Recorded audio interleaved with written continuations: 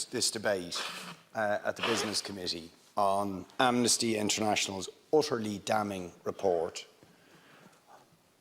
that Israel is a state that is operating a system of apartheid, and in doing so are committing crimes against humanity, and call for sanctions to ensure that that system, that inhumane and inhuman system, is dismantled. Now, we called for this debate prior to the barbaric invasion of Ukraine by Vladimir Putin. And all of us have rightly condemned the crimes against humanity that are being committed by Vladimir Putin in Ukraine. And the government has moved instantly, within 5 days, to sanction Putin's regime and take urgent action.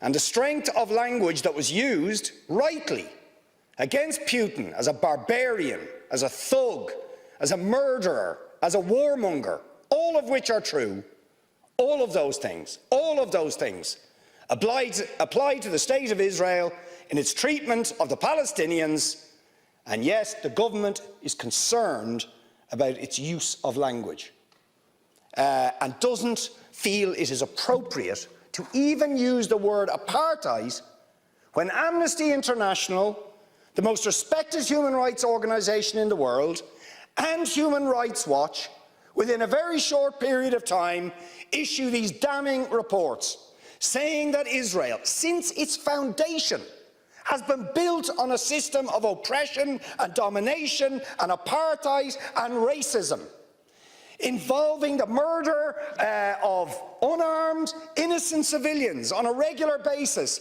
arbitrary detention and imprisonment, land annexations, the displacement of people, the denial of basic fundamental rights to 6 million Palestinians who are displaced outside Israel and the occupied territories, to the right to the return to their homes, to the illegal blockade of Gaza, which has left, as they say in the report, Gaza in a permanent state of humanitarian crisis, denying people access to food, to water, and treating the Arab population as a whole, the Palestinian population as a whole, as an inferior race. I mean, it doesn't get stronger than this. And yet you want to be careful about your language. You're happy to correctly use the most strong and robust language to describe the crimes against humanity of Vladimir Putin, but you will not use the same strength of language when it comes to describing Israel's treatment of the Palestinians, when it is now being documented and detailed by two of the most respected human rights organisations in the world, and indeed has been alleged by dozens and dozens of non-governmental organisations, and to be honest, anybody who looks honestly at the decades of brutal, inhumane persecution of the Palestinians, successive assaults on Gaza, the annexation of their land and territory, the systematic application of apartheid rules, you don't want to even use the word apartheid. Never mind sanctions. 5 days sanctions against Putin and his thugs, 70 years of oppression by the Palestinians, and it wouldn't be, what was the word you used? It wouldn't be helpful to impose sanctions. Amnesty International are calling for Israel to be referred to the International Criminal Court for crimes against humanity.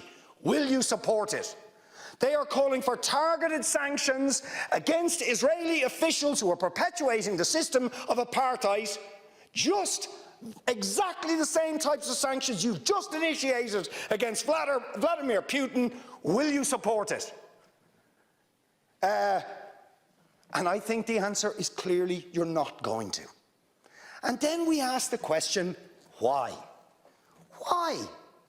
Now, you see, if you're going to have moral standards, those standards have to be consistent. Otherwise, they are not standards at all. They are just cynicism.